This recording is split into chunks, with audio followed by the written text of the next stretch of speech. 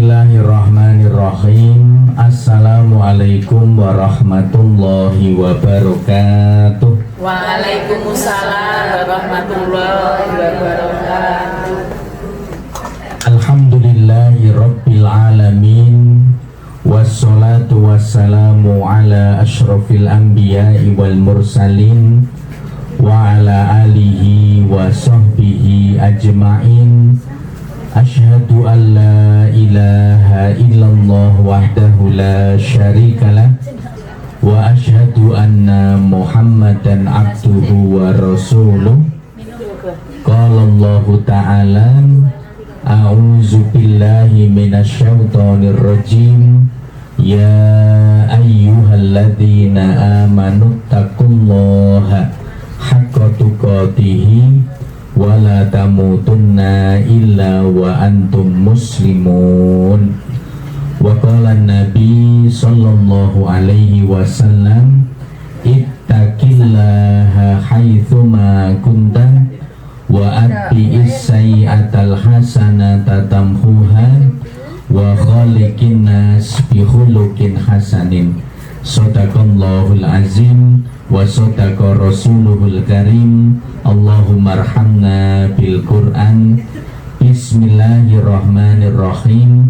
Raditu billahi rabban wa bil islami dinan wa bi Muhammadin nabiyya wa rasulan. Rabbi zidni ilma warzuqni fahma. Amin. Ibu-ibu jamaah pengajian Ragi Manis yang berbahagia, ma'asyiral muslimin rahimakumullah. Yang pertama, tidak lupa syukur kita panjatkan kepada Allah Subhanahu wa ta'ala dengan mengucap kalimat Alhamdulillahi rabbil alamin.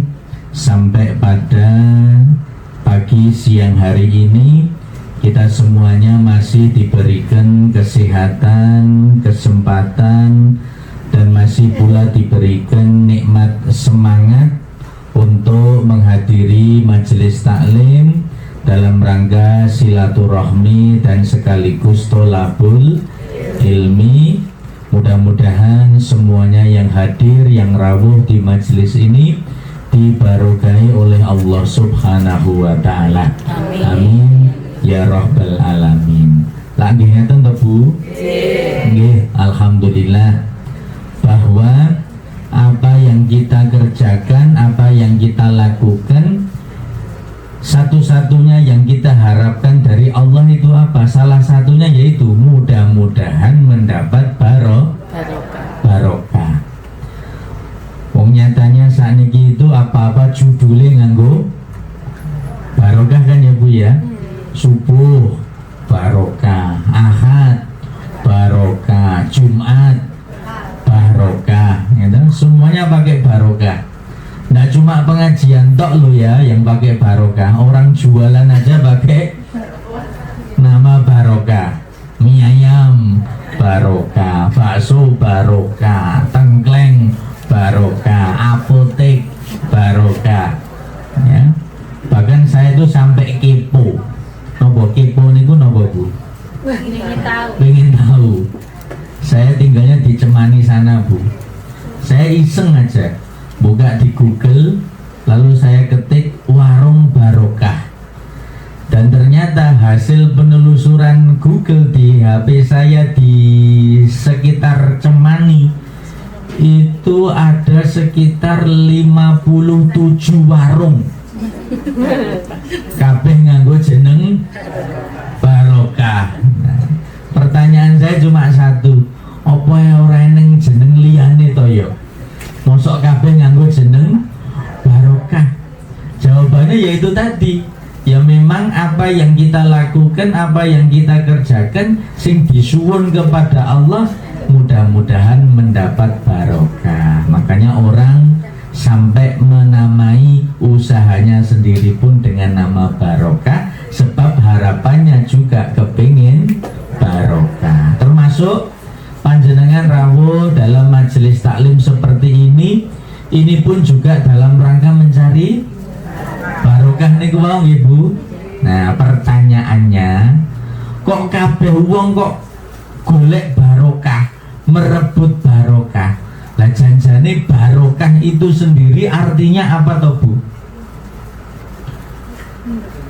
Apa barokah itu artinya apa? Nah, kalau dalam pengertian begini Bu, barokah itu artinya ziyadatun naf'i fil khairi, tambahnya kemanfaatan dalam kebaikan, itu namanya barokah. Jadi Bu, panjenengan bisa niteni kok, yang saya lakukan ini barokah atau enggak ya, jenengan bisa niteni. Cara niteninya gimana? Yaitu tadi, selama di situ ada kebaikan, selama di situ ada kemanfaatan, maka insya Allah di situ pula ada barokah.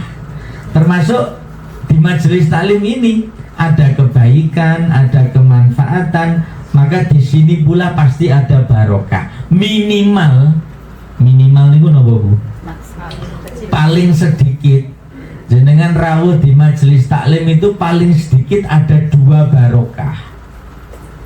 Misalnya nopo? 1, barokah silaturahmi, kan jelas Bu.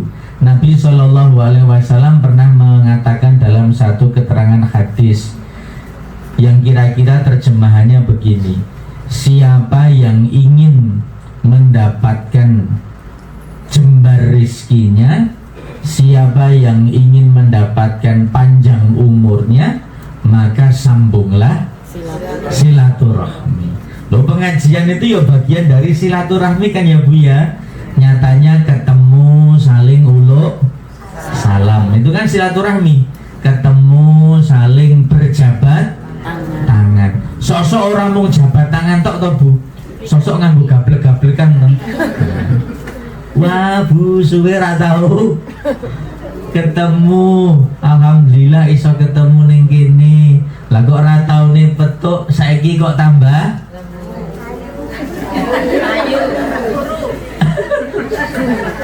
oh tambah, oh tadi tambah lemu berarti makmur barokah. Tambah ayu berarti glowing ya toh, barokah meleh ya toh. Jadi semuanya bertambah kebaikannya.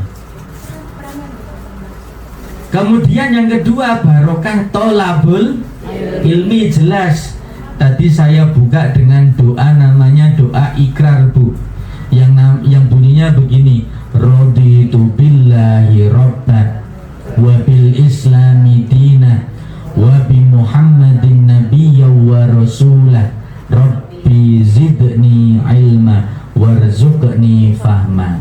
Yang artinya begini, 5 ikrar deh. 1, raditu billahi rabba, aku ridho bahwa Allah adalah pangeranku.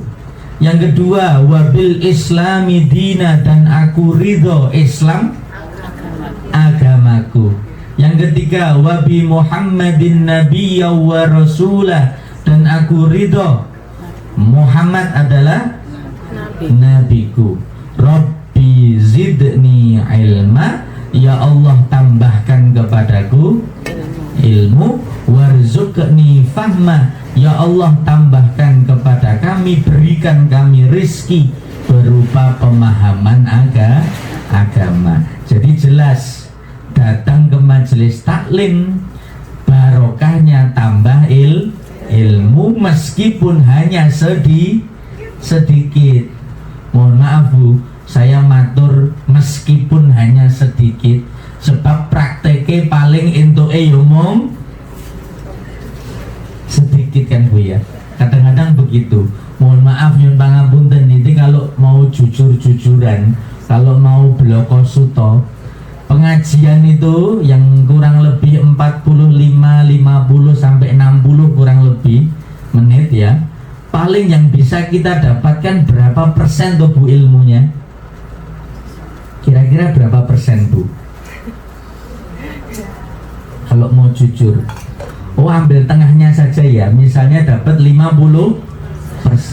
Oh, pengajian kok iso untuk 50%, itu udah Udah bagus sekali loh Bu.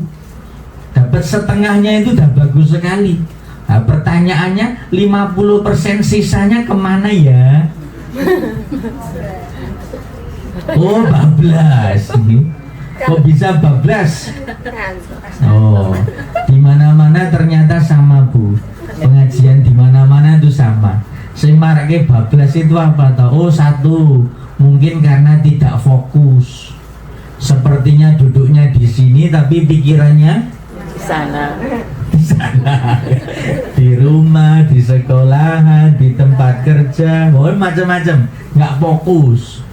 Yang kedua mungkin karena situasi dan kondisi. Di mana-mana sama Bu, mohon maaf. Pengajian itu kan santai, sifatnya rileks. Sudah duduk senderan, ya kan ya. Kaki selonjoran, ya kan ya. Nah, setengah pengajian ngantuk. Nah, itu sama. Oh, ngantuk we dapat barokah kok ya Bu ya. Apalagi kok betul-betul ihtimaman jayidan, mendengarkan, memahami dengan memperhatikan dengan seksama. Apalagi kok membawa catatan. Wah, itu harusnya lebih dari 50%.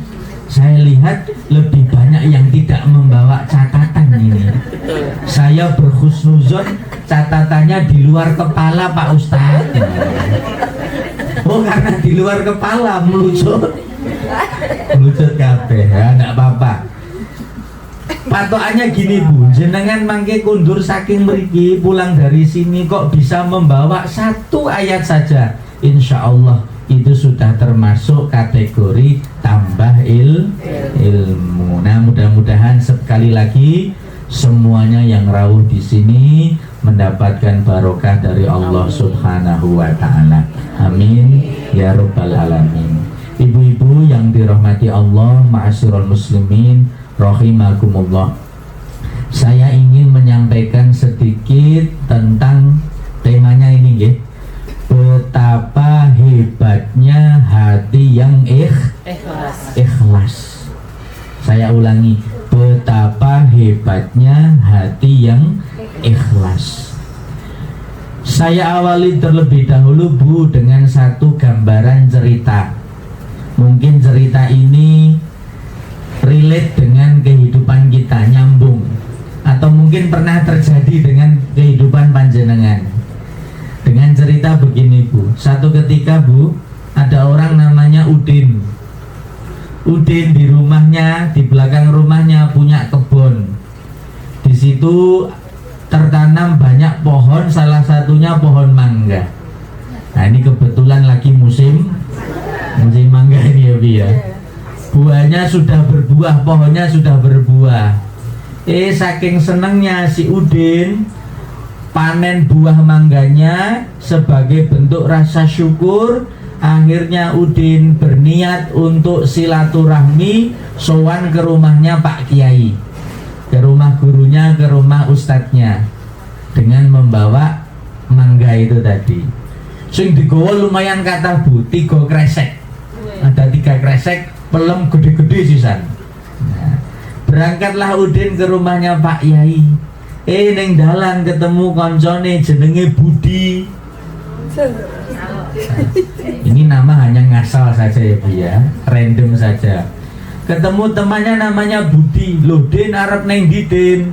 Aku arep ngene Pak Yai.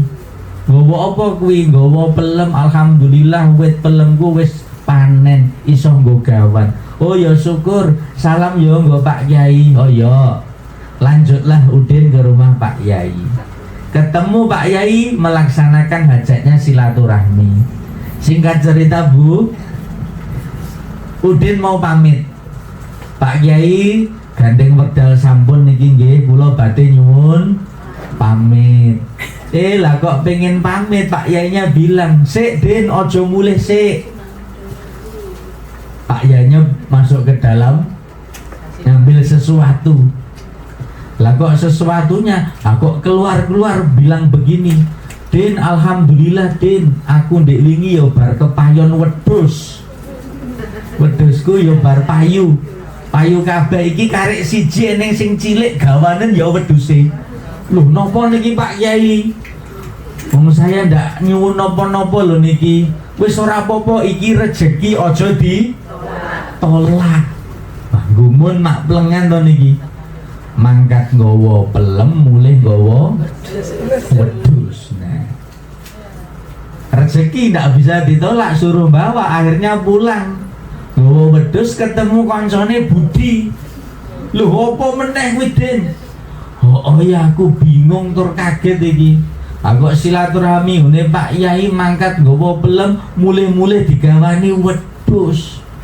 Wah kuwi jenenge rezeki nomplok ya Den. Iya alhamdulillah. Ya wis tak mulih sik pulang. Temennya si Budi itu Bu ning dalan juga ikut-ikut mikir. Wah elok men ya Udin ya. Ngene Pak Yai mulih nggawa wedhus. Wah sesuk aku tak silaturahmi ngene Pak Yai genti. Tak gawake duren. Sopo ngerti aku mangkat nggawa duren mulih nggawa sapi. Jenengan wae menerka-nerka ya Bu ya. Jenengan aja ikut menerka-nerka. Pangapunten. Ini sudah keluar bibit-bibit orang tidak ikhlas itu begitu. Nah, jenengan kira-kira sudah tahu lah endingnya bagaimana ya. Besoknya betul Bu, ya, berangkat direwangi beli durian yang paling enak. Datang rumahnya Pak Kiai, Assalamualaikum kula badhe silaturahmi niki wonten durian. Wah beneran bojoku seneng durian. Wah matur nuwun ya Bu, nggih Pak Kiai, bla bla bla bla bla bla bla. Singkat cerita mau pamit Pak Kiai gandeng wekdal sampun kula tak nyuwun pamit. Sik but aja mulih sik. Lah iki apa iki ya? Yang diterka-terka ini ya. Lah kok tenang. Pak Yai ini masuk rumah, keluar nggawa kresek. Isine pelem. Nyobut di wingi kancamu Rene Udin gawake aku telung kresek isine pelem kowe akeh banget nyoki dinggo awakmu aja ditolak. Wah niku lak jenenge napa Bu? Itu namanya mak klunting kan ya. Apa mak klunting itu gimana? Ekspektasi ndak sesuai dengan realita. Nah, ibu-ibu yang dirahmati Allah, dari kisah ini Bu, bukan kok mengada-ada ndak, tapi siapa tahu cerita yang seperti itu sering terjadi dalam kehidupan kita loh Bu. Kita sering mengharapkan sesuatu bukan kepada Allah, tetapi sering berharap kepada manusia. Maka yang terjadi seperti itulah. Bersiap-siaplah untuk kecewa. Ada satu nasihat pernah disampaikan Bu oleh Kiai Haji Zainuddin MZ almarhum, kalau panjenengan pernah tahu. Dalam satu pidatonya beliau mengatakan begini, Bapak Ibu, kalau yang menjadi sandaran kita bukan kepada Allah, maka bersiap-siaplah untuk kecewa. Beliau menggambarkan begini, kalau sandaran kita kepada tembok, temboke ambruk, awake dhewe melu ambruk. Kalau sandaran kita kepada jenderale pensiun, awake dhewe melu pensiun to ya Bu ya. Ora entuk cekelan kok nggih. Tapi kalau sandaran kita kepada Allah, Allah ndak mungkin ambruk, Allah ndak mungkin pensiun karena Allah bakok kekal, nggak mungkin berhenti ya di akhir-akhir paripurna, nggak mungkin. Disitulah kita belajar. Wong kadang nyun pangapunten Bu, jenengan pengajian Bu, saking ngantuk tenanan, akhirnya senderane karo bahunya koncone. Nah, pundake koncone ngalih jenengan. Nah, niku gambaran sederhana kemawon bahwa kalau sandaran bukan kepada Allah, yaitu tadi bersiap-siaplah untuk kecewa. Maka Bu yang dirahmati Allah, Mari kita betul-betul nyuwun kepada Allah. Minta apa? Salah satu permintaan kita, minta untuk diberikan hati yang ikhlas, hati yang tulus. Karena Allah yang maha membolak-balikkan hati kita semuanya. Maka kita minta supaya ya muqallibal qulub itu tadi, tsabbit qalbi ala dinika salah satunya. Ya Allah, bolak-balikkan, yang maha bolak-balikkan hati, tetapkan hatiku terhadap agamamu. Salah satu yang kita minta supaya hati ditetapkan, supaya punya hati yang ikhlas. Mengapa demikian, Bu? Karena sekali lagi nggih, kalau kita melakukan sesuatu, kok dasarnya bukan karena keikhlasan, mohon maaf, tidak ada nilai, tidak ada nilainya. Ada satu gambaran begini, Bu. Ada orang ikut berperang di medan perang, melawan musuh sekalipun, tetapi kalau niatnya hanya ingin disebut, digelar, dipanggil oleh sebagai seorang pahlawan, sebagai seorang pemberani, nyun pangapunten, tidak ada nilai, tidak ada nilainya. Ada orang yang bahkan sampai mengeluarkan harta bendanya untuk diberikan kepada orang-orang, tapi hanya ingin disebut, dipanggil, digelar sebagai seorang yang dermawan. Maka sepindah malih, tidak ada nilainya. Bahkan, Bu, orang sampai direwangi sekolah tinggi, S1, S2, S3 dan seterusnya, tapi hanya sekedar ingin disebut, dipanggil, digelar sebagai orang yang ilmuwan. Ya mohon maaf, tidak ada nilainya. Sebab di luar sana, Bu, saya nyebutnya di luar sana ya, Bu ya. Berarti di sini tidak ada ya, Bu ya. Di luar sana, Bu, mohon maaf, banyak loh orang-orang itu yang masih suka haus akan gelar, haus akan pujian.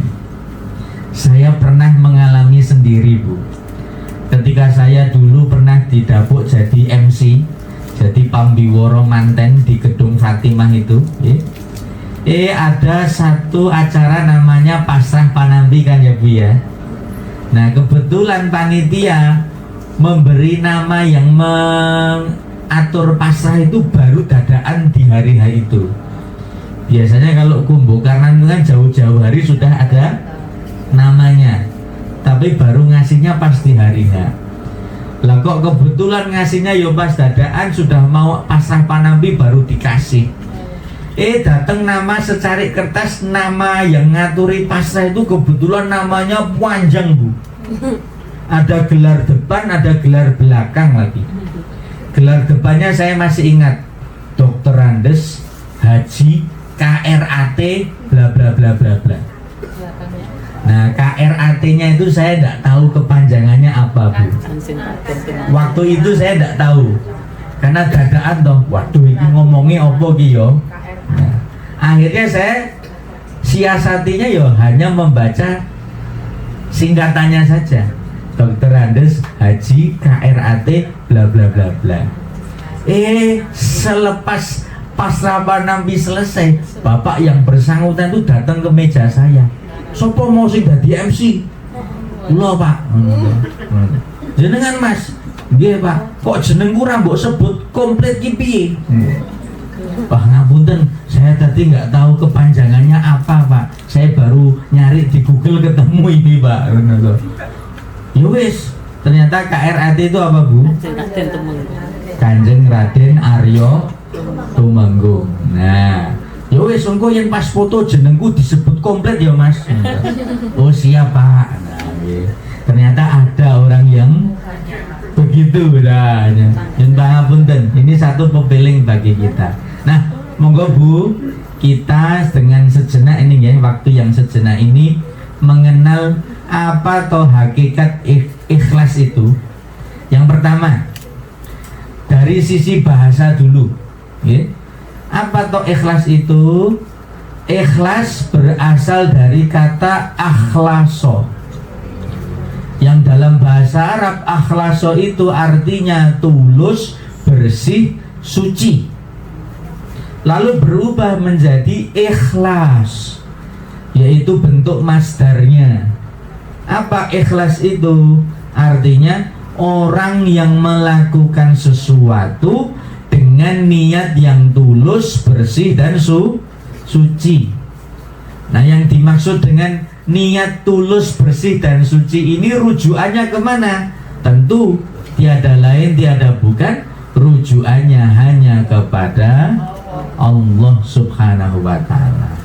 Nah, ibu-ibu yang dirahmati Allah, dari definisi kata ikhlas ini sendiri saja kita dapat satu pemahaman tentang apa? Oh, betapa tingginya kedudukan posisi sebuah niat dalam satu amal itu, Bu.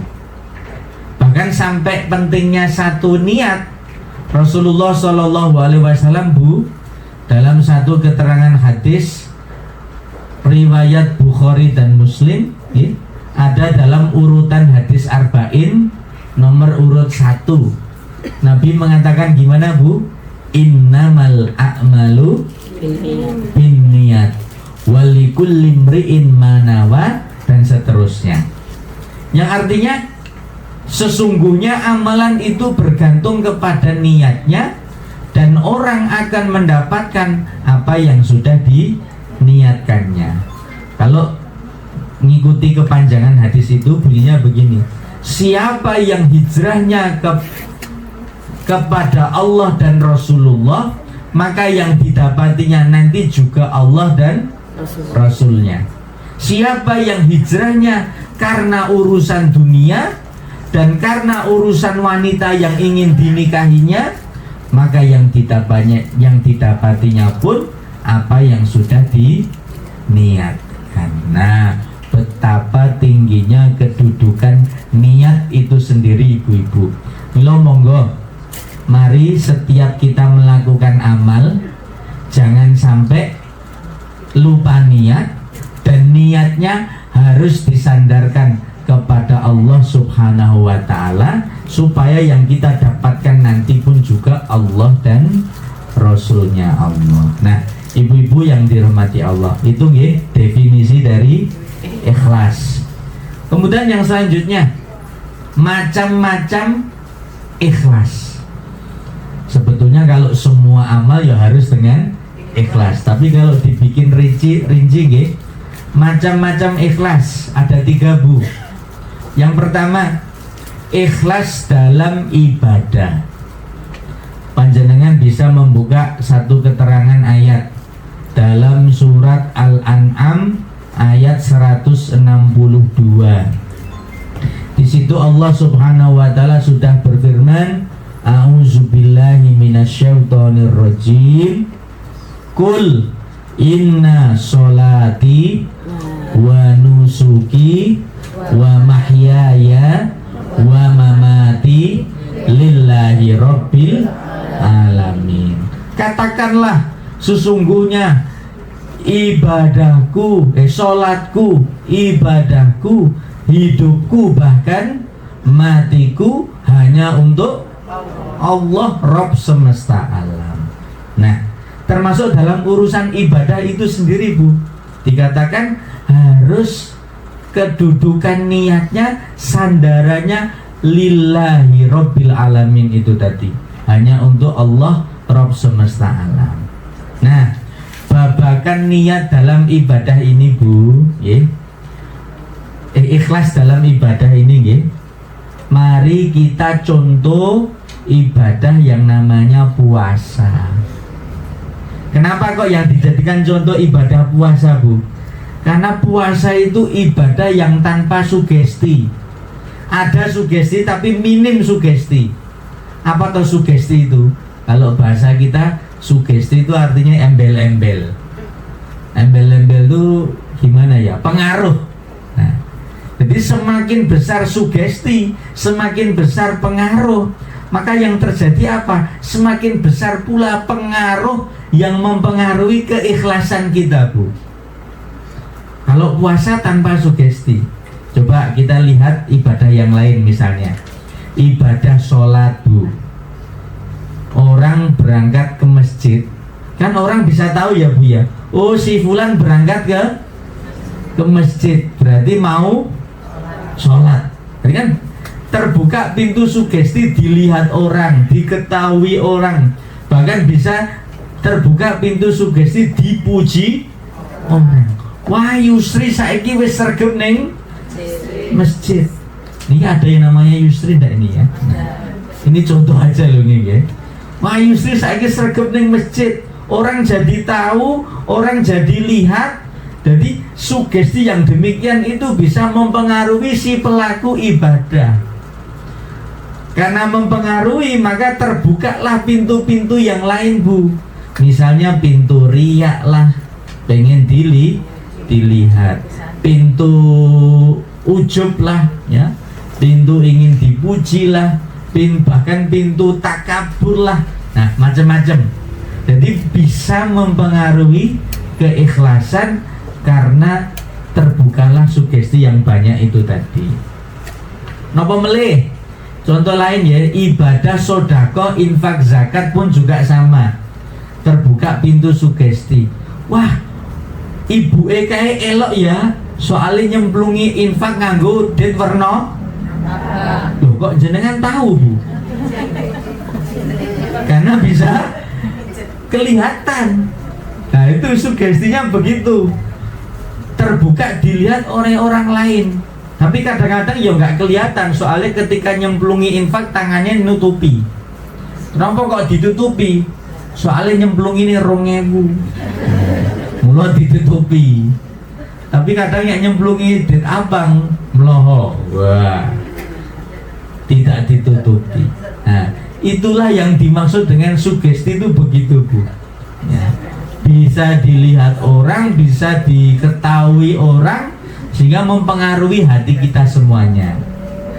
Apalagi misalnya ibadah umroh dan haji. Wah, ini semakin sugestinya semakin besar ini, Bu. Nyun pangapunten nggih. Bahkan banyak para ulama, para kiai dari Arab sana, Bu, sering menyindir perilaku para jamaah haji Indonesia, bahkan sering menyebutnya dengan istilah haji selfie. Orang Indonesia itu terkenal dengan haji selfie, soalnya seneng foto-foto. Meskipun kalau ditanya apa hukumnya foto-foto, ya boleh-boleh saja, Bu. Boleh. Wong itu ya satu untuk dokumentasi. Kan mungkin sekali seumur hidup kan ya, Bu, bisa ke sana. Yang kedua untuk kenang-kenangan. Dan yang ketiga bisa untuk media edukasi. Loh, kita yang belum pernah ke sana bisa melihat ada orang pergi ke sana terus mengambil video dengan latar belakang Ka'bah, dengan latar belakang makam Nabi, sehingga kita bisa tahu kan, Bu. Oh, situasi tawaf tuh begini. Oh, kondisi sa'i suasananya begini. Oh, di makam Nabi ternyata begitu. Kan kita jadi teredukasi. Prinsipnya boleh. Semua tergantung kembali urusan hati itu tadi. Nah, monggo. Nggih. Janjane orang mung Indonesia tok nggih, Bu, yang haji selfie. Kabeh yo seneng selfie kabeh itu, wong sudah punya HP semuanya. Nah, kembali urusan hati. Nah, berbeda dengan ibadah puasa toh, Bu. Karena puasa itu tanpa sugesti, minim sugestinya. Nah, sekarang siapa yang bisa tahu kalau si fulan itu puasa atau enggak, Bu? Jangan bisa tahu enggak kalau yang bersangkutan itu poso apa ora? Oh, saya tahu, Mas. Soalnya tadi sebelum subuh saya lihat si ibu keluar dari rumah beli lawuh untuk sahur. Oh, jenengan tahu kalau si fulan sahur ya. Tapi apakah jenengan bisa tahu kalau si ibu yang sahur itu tadi dari sahurnya sampai maghribnya betul-betul menjaga puasanya? Kan tidak ada yang tahu. Disinilah yang saya maksud, Bu. Belajar ikhlas lewat ibadah puasa. Artinya apa? Kalau kita sudah ngibadah, yang penting kita yang sebagai pelaksana ibadah, Allah sebagai tujuan utama. Mau dilihat orang atau enggak ada urusan. Mau diketahui orang atau enggak ada urusan. Mau dipuji orang atau enggak ada urusan. Yang penting kita sama Allah yang tahu urusan itu tadi. Lillahi Rabbil Alamin. Maka Bu, mohon maaf. Wah Mas, Pak Ustadz, kata ikhlas itu yang ngomong gampang, neng praktek angel. Betul. Nek kon ngomong ikhlas ya gampang, tapi realitanya prakteknya susah. Karena susah Bu, maka kita harus effortnya, upayanya harus lebih kan ya. Karena susah, nek gampang kan effortnya nggak susah-susah amat. Tapi kalau susah, effortnya harus istimewa. Maka dalam urusan ibadah ini Bu, monggo nderek Kanjeng Nabi. Level ibadah kita, kualitas ibadah kita, ayo dinaikkan lagi sampai ketemu level yang namanya ihsan. Napa Bu? Ihsan. Apa toh ihsan itu? Ada dalam hadis Bukhari dan Muslim juga Bu. Rasulullah Shallallahu Alaihi Wasallam pernah ditanya, qala akhbirni anil ihsan. Ya Rasulullah, beritahukanlah kepada aku apa itu ihsan. Kemudian Rasulullah menjawab, qala anta budallah ka'annaka tarahu fa in lam takun tarahu fa innahu yaraka. Ihsan itu artinya apa? Kamu ngibadah kepada Allah seakan-akan kamu bisa melihat Allah. Fa in lam takun tarahu fa innahu yaraka. Namun jika kamu tidak bisa melihat Allah, yakinlah bahwa sesungguhnya Allah melihatmu. Nah itu namanya ihsan tuh begitu. Monggo Bu, level ibadah kita dinaikkan sampai kepada ihsan itu sendiri. Jadi ketika ibadah ya, seakan-akan kita bisa melihat Allah ya. Namun kalau secara wujud nyata tidak bisa melihat Allah, dohir tidak bisa melihat, tapi batin kita harus yakin Allah melihat kita. Jadi kalau levelnya sudah bisa merasa diawasi oleh Allah, maka sudah tentu si pelaku ibadah ini mesti ngelakoni ibadahnya kanthi sungguh-sungguh kan Bu. Alah kayak seperti anak-anak kalau ujian itu loh Bu. Ujian kalau ada pengawas, mesti anak-anak ujiannya sungguh-sungguh kan ya. Wah, etok-etok mikir ya, karena dilihat orang ya, orang wani tolah-toleh, nggak berani nyontek, nggak berani rame, karena ada pengawasnya. Coba kalau ujian tidak ada yang ngawasi, wah, anak merasa bebas, ya toh, tidak ada yang mengawasi, akhirnya berbuat semaunya sendiri. Sama Bu, mari kita ibadah, merasa ada yang mengawasi kita. Dan cara pengawasan Allah itu kan banyak Bu. Satu, lewat pengawasan malaikat kanan dan kiri, Raqib dan Atid. Dua, lewat pengawasan Allah itu sendiri ya. Bahkan dikatakan wa nahnu aqrabu min hablil warid. Kami Allah lebih dekat kepadamu daripada urat nadi kita. Kan pengawasannya Allah. Dan yang ketiga, pengawasan Allah bisa lewat anggota badan tubuh kita ini.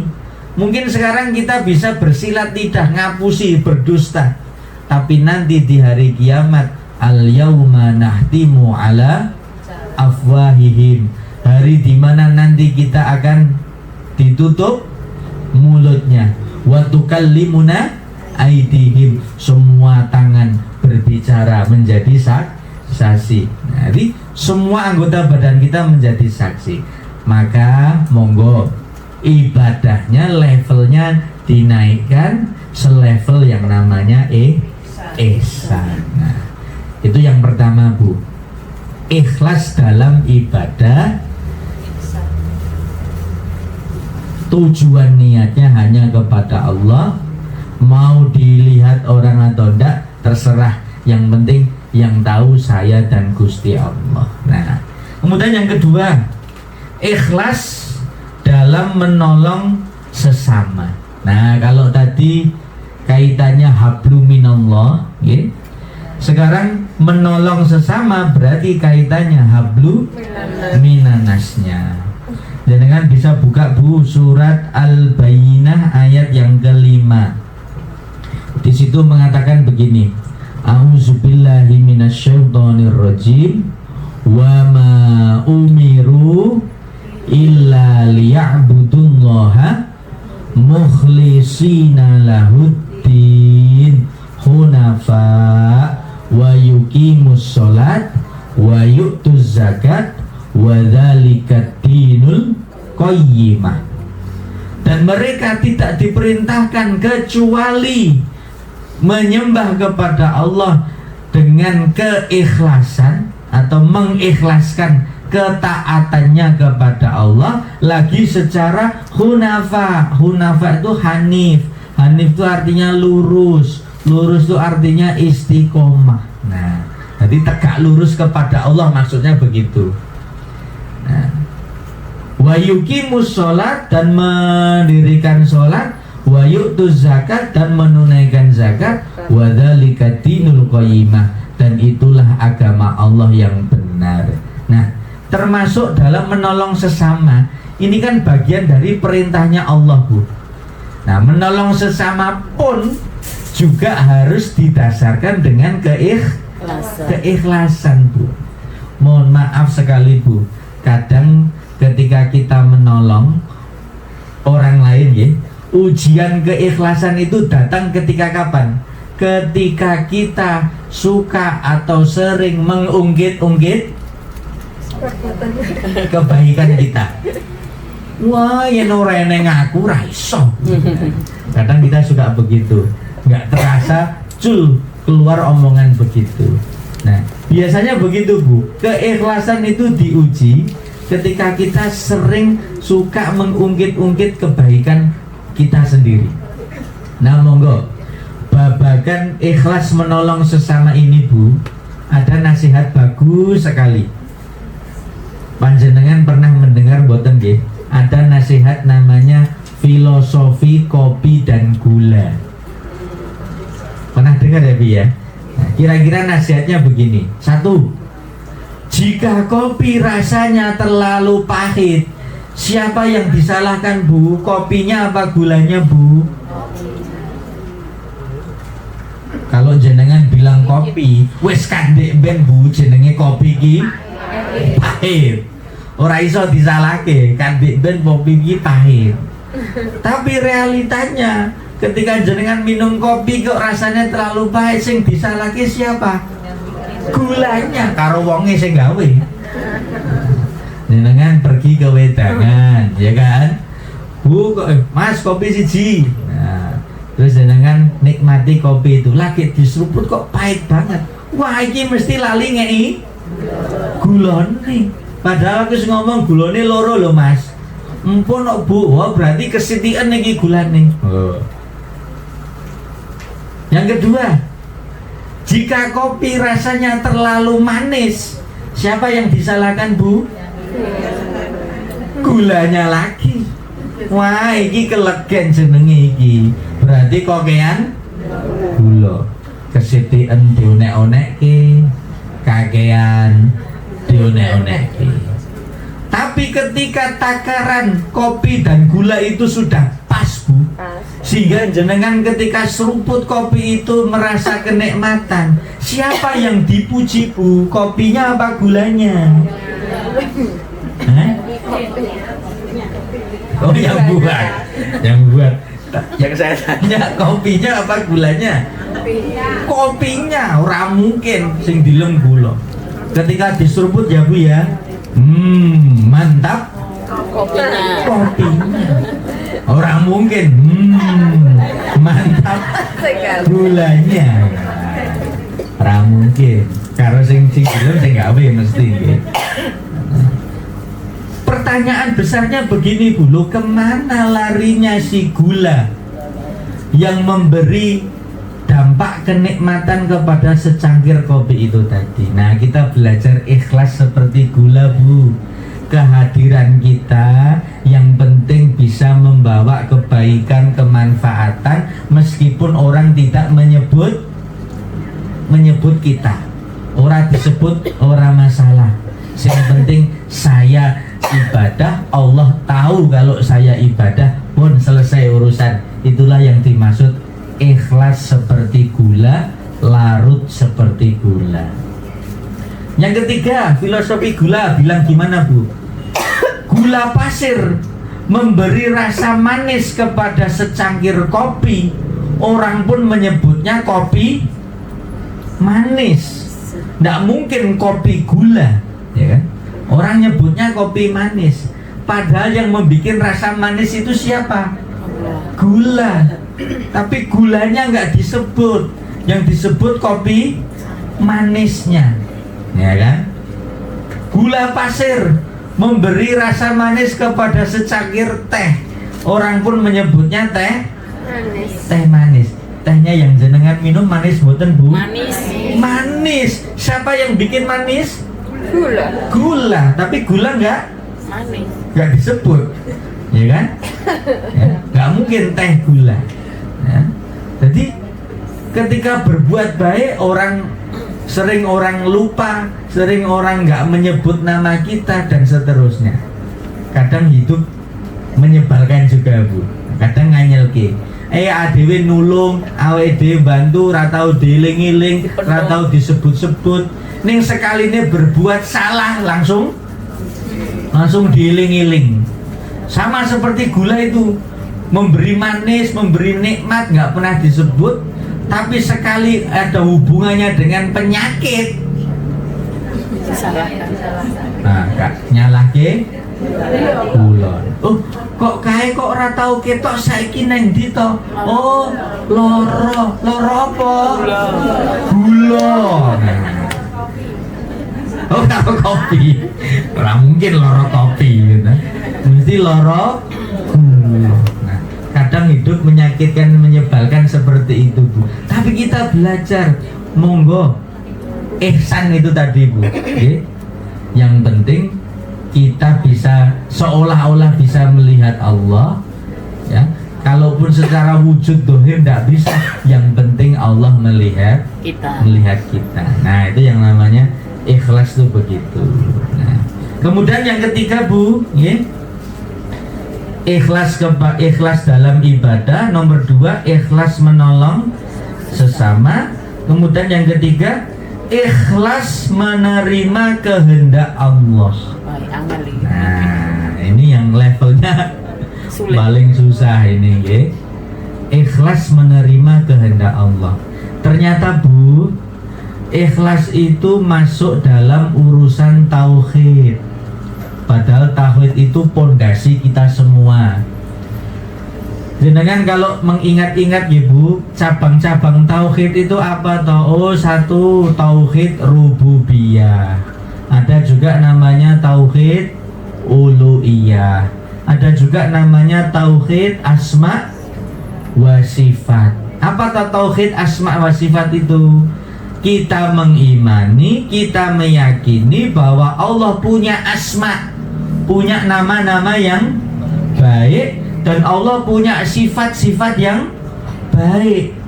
Dan di antara asma dan sifatnya Allah yang baik itu, Allah punya julukan, punya asma, punya sifat namanya kudrot irodat. Apa toh kudrot irodat itu? Kudrot itu artinya Allah yang punya takdir. Irodah itu artinya Allah yang punya kehendak. Nah yang harus kita imani ini, Allah punya takdir, Allah punya kehendak.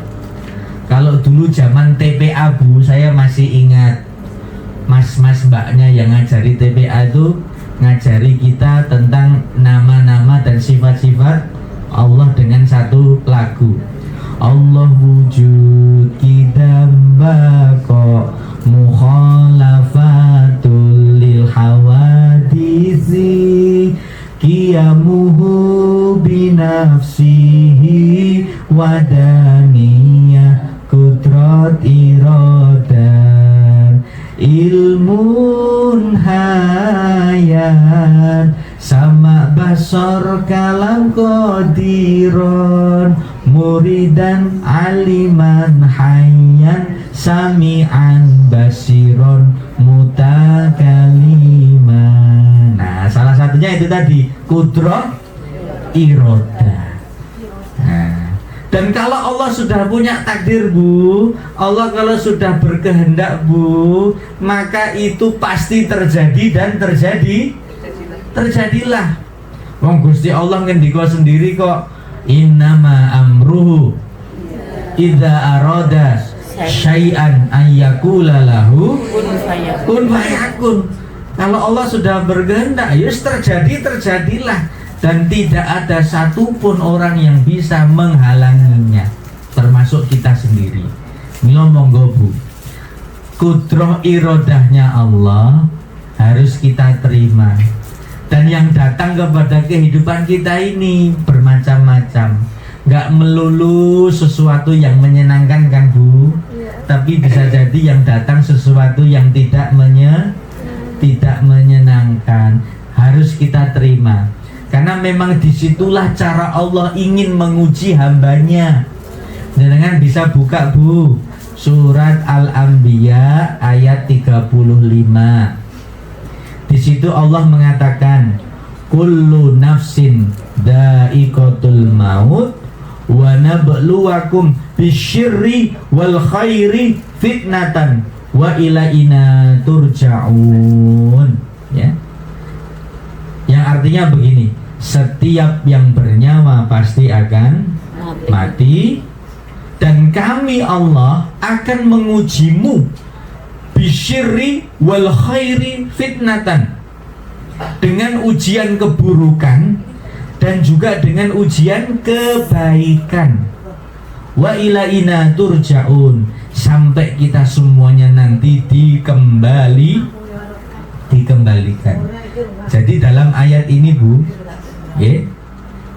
kita dapat pemahaman bahwasanya ujiannya Allah datang kepada kita bisa dalam dua macam bentuk Bu, ujian keburukan dan juga ujian kebaikan. Kenapa ujiannya ada dua bentuk? Dalam tafsir Ibnu Katsir dijelaskan begini Bu, disitulah cara Allah ingin menguji hambanya. Oh, yang diparingi ujian sing enak, berarti niku jenenge ujian syukur. Apakah hambaku ini bisa syukur atau enggak? Monggo. Ketika datang ujian yang enggak enak, disitulah Allah ingin menguji tentang sabar. Hambaku ini mampu sabar atau tidak? Maka monggo Bu, ikhlas menerima kehendak Allah, artinya kita mampu menerima apapun yang sudah Allah takdirkan kepada kita, baik maupun yang tidak baik, tapi endingnya pasti itu adalah satu kebaikan dari Allah. Karena kadang-kadang begini Bu, yang kita inginkan itu gambarannya apik, ning jebule urung karuan apik. Al-Baqarah 216 sudah menggambarkan begitu Bu. Wa asa an takrahu syai'an wa huwa khairul lakum wa asa an tuhibbu syai'an wa huwa syarrul lakum wallahu ya'lamu wa antum la ta'lamun, kata Allah. Boleh jadi kamu membenci sesuatu, ora seneng kepada sesuatu itu, tapi ternyata yang enggak disenangi itu justru yang terbaik bagi kita loh. Karena Allah yang sudah ngeset semua itu. Boleh jadi kamu menyenangi sesuatu, tapi yang disenangi ternyata sesuatu yang tidak baik bagi kita. Dikatakan dalam kalimat akhirnya Allah mengatakan gimana? Wallahu ya'lamu wa antum la ta'lamun. Allah yang maha tahu sedangkan kamu tidak mengetahui. Nah monggo, ini kan bentuk apa ya, maha besarnya Allah. Kita tidak tahu sedangkan Allah yang maha tahu. Maka Allah kasih tahu kepada kita semua kudroh irodahnya itu sebetulnya endingnya bentuk ujian bagi kita semuanya. Monggo kita terima. Yang kita contoh siapa? Monggo derek Kanjeng Nabi malih Bu. Nah ini kan momentumnya bulan Maulid kan ya Bu ya. Salah satu bentuk tresno kepada Kanjeng Nabi itu apa? Ya mari kita mencontoh akhlak dari Nabi Muhammad Sallallahu Alaihi Wasallam. Salah satu akhlaknya Nabi itu apa? Oh, Nabi itu Masya Allah orang yang betul-betul lapang dada, menerima sesuatu apapun yang diberikan oleh Allah. Kadang kita jauh dari itu Bu. Kalau kita sukanya kan begini, jalu A into B, gandeng into ora sesuai biasane mutung. Nah, kaya si Budi wau to Bu. Sirik into sapi ya Bu ya. Nah, mengharapkan sesuatu yang besar. Lah kok jebule into pelem. Nah, meleketis ya tuku iki. Mak klunting kalau bahasa saya. Makanya betul Bu, Ibnu Qayyim Al-Jauziyah mengatakan begini Bu, dalam kitab Al-Fawaid ya, bahwa orang yang tidak ikhlas itu ibarat seperti apa Bu? Koyok dene seorang musafir yang melakukan perjalanan dan membawa bekal, tapi ternyata bekal yang dibawa isine pasir. Dengan bisa bayangke mboten Bu? Jadi musafir melakukan perjalanan nggawa bekal, lah kok bekale isine pasir. Apa yang terjadi Bu? Yang dirasakan apa Bu? Iya kan? Nggak membawa kemanfaatan tapi justru malah memberatkan diri. Orang yang ndak ikhlas itu atine abot Bu, karena ndak los itu tadi. Harusnya kan bergembira. Wong nggawa mangkat nggawa gawan mulai ijek di gawani. Kalau orang ikhlas mesti bergembira itu. Karena tidak mengharapkan sesuatu dari manusia, hanya kepada Allah. Ternyata Allah kasih sesuatu yang di luar dari ekspektasi. Harusnya seneng.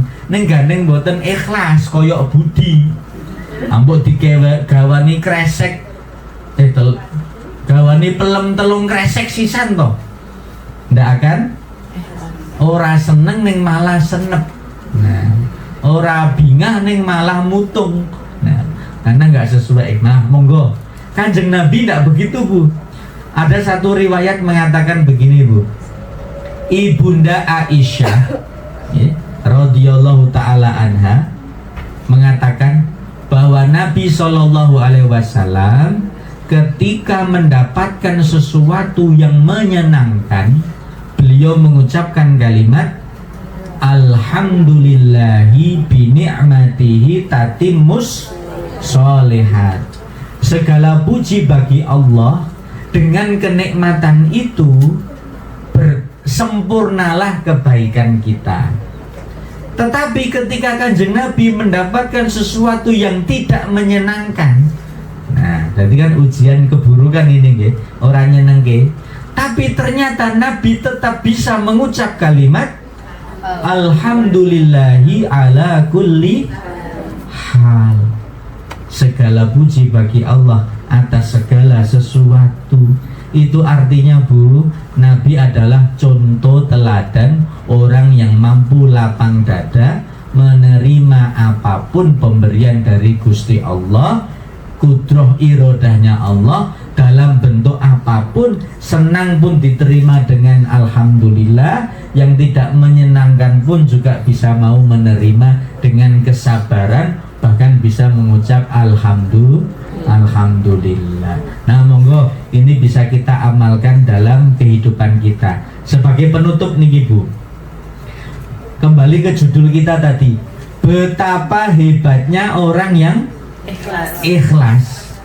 Saking hebatnya orang ikhlas ini Bu, sampai-sampai dalam hadis qudsi riwayat Ibnu Majah dan Ahmad ya, mengatakan begini, Rasulullah SAW menyebutkan, ketika Allah menciptakan bumi dan isinya, ternyata bumi gonjang ganjing, Bu.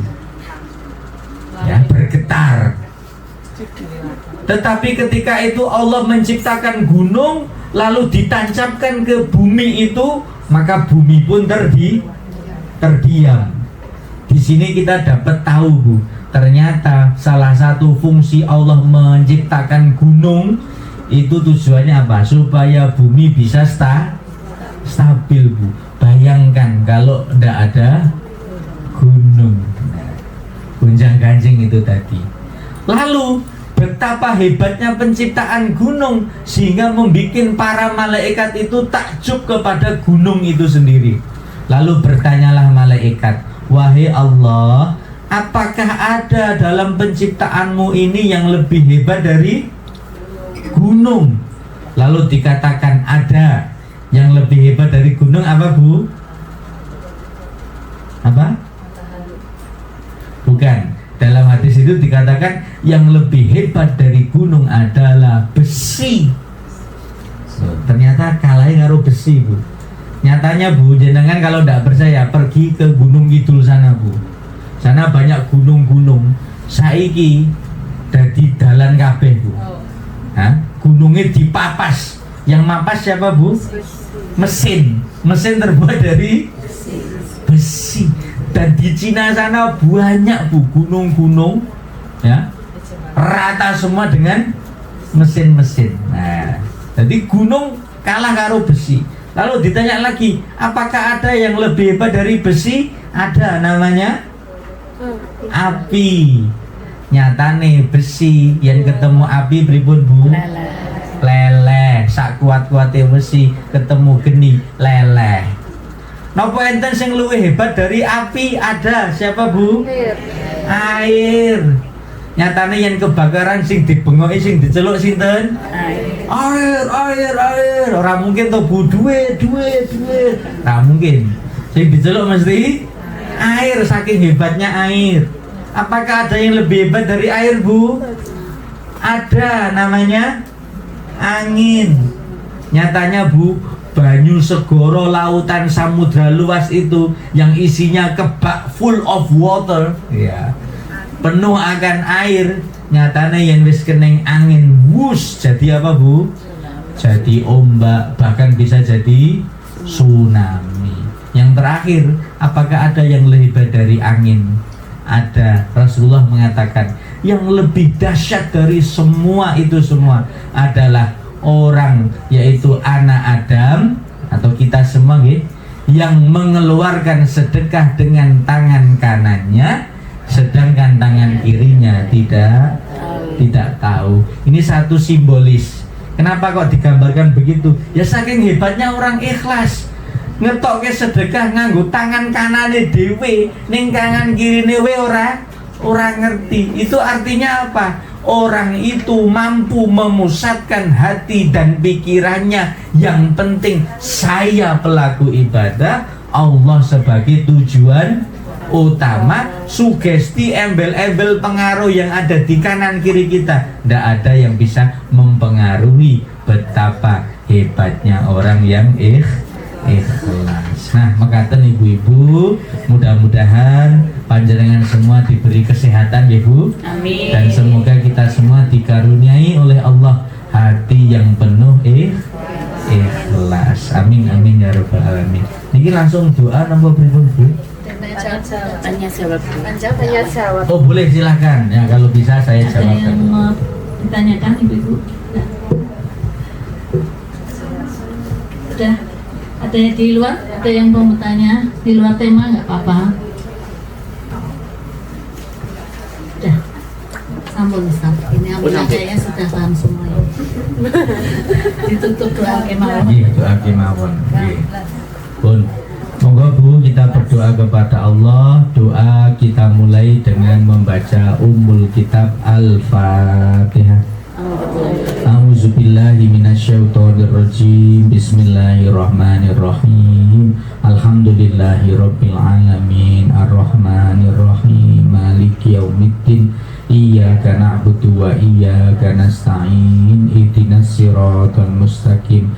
Siratal ladzina an'amta 'alaihim ghairil maghdubi 'alaihim waladdallin. Amin. Bismillahirrahmanirrahim. Allahumma sholli ala Muhammad wa ala alihi wa sahbihi ajma'in. Allahumma ighfir lil muslimina wal muslimat wal mu'minina wal mu'minat al ahya'i minhum wal amwat. Innaka sami'un qaribun mujibud da'wat. Rabbana dhalamna anfusana wa in lam taghfir lana wa tarhamna lanakunanna minal khasirin. La ilaha illa anta subhanaka inni kuntu minadz dzalimin. Rabbana la tuzigh qulubana ba'da idh hadaitana wa hab lana min ladunka rahmah innaka antal wahhab. Ya muqallibal qulub tsabbit qulubana ala dinika, tsabbit qulubana ala ta'atika, tsabbit qulubana alal iman. Rabbana taqabbal minna innaka antas sami'un alim wa tub alaina innaka antat tawwabur rahim. Rabbana atina fid dunya hasanah wa fil akhirati hasanah wa qina azabannar. Wa sallallahu alal mursalin walhamdulillahi rabbil alamin. Matur nuwun. Assalamualaikum warahmatullahi wabarakatuh. Waalaikumsalam.